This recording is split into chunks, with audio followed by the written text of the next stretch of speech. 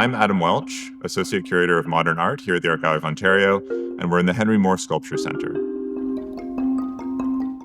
The Art Gallery of Ontario maintains the world's largest public collection of works by Henry Moore. It's hard to imagine now, but when Henry Moore emerged in the British art scene in the 1930s, he was really an outsider.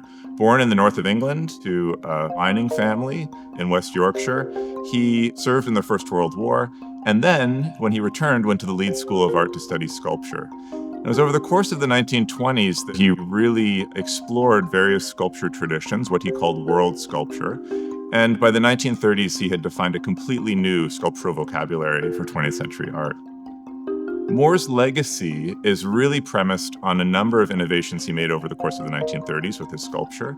He believed firmly in truth to materials, meaning the materials, the wood and stone that he carved with, actually informed the shapes and the rhythms of his work. He also looked to nature in a significant way, and he found inspiration in pebbles and stones, natural materials in the world around him that gave inspiration for his sculptures. And lastly, he really thought about sculpture in a three-dimensional sense. And that sounds like a bit of a given, but in fact, many sculptors in the 1920s and 30s were still thinking about sculpture frontally.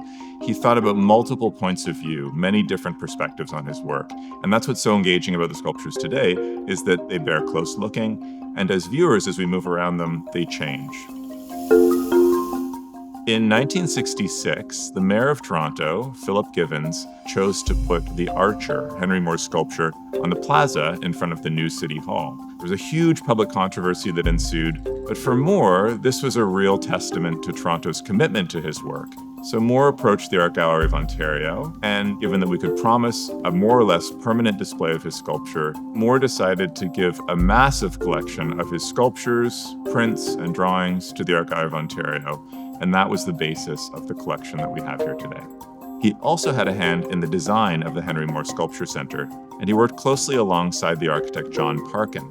Parkin and Moore together conceived a space that was flooded with natural light, and even down to details such as the polished stone floor, which was meant to reflect the sculptures almost as if they were seen in a pond. As you enter the Henry Moore Sculpture Centre, you'll see works on paper, drawings and prints that he made, maquettes, small models for sculptures that he would sculpt in his hand and then scale up to larger models that we see around us. And then, of course, you enter this space, which is flooded with natural light and brings together the largest collection of his plasters in the world. My name is Lisa Ellis. I'm the AGO's Conservator of Sculpture and Decorative Arts. I'm standing in Grange Park in front of Henry Moore's large two forms. I've been at the AGO for almost 2 decades, working with the entire Henry Moore collection of sculpture. When the sculpture first came to Toronto in the early 1970s, Henry Moore had designated a spot for it at the corners of Dundas and McCall Streets. It stayed at that location for almost 45 years, at which time it was moved here into the Grange Park. Bronze is a metal alloy, and metals change over time. They corrode, they change color, and they actually change chemical composition. It's my job to slow the progression of these changes. Because the sculpture is in a public park, the public interacts with the sculpture quite a bit. This is something that is expected. Over time, simply sitting on the sculpture and touching it has resulted in the removal of protective coatings. The public interactions in some places over time have actually resulted in small cracks in the metal. Before we moved the sculpture into the park, we had some of those areas rewelded.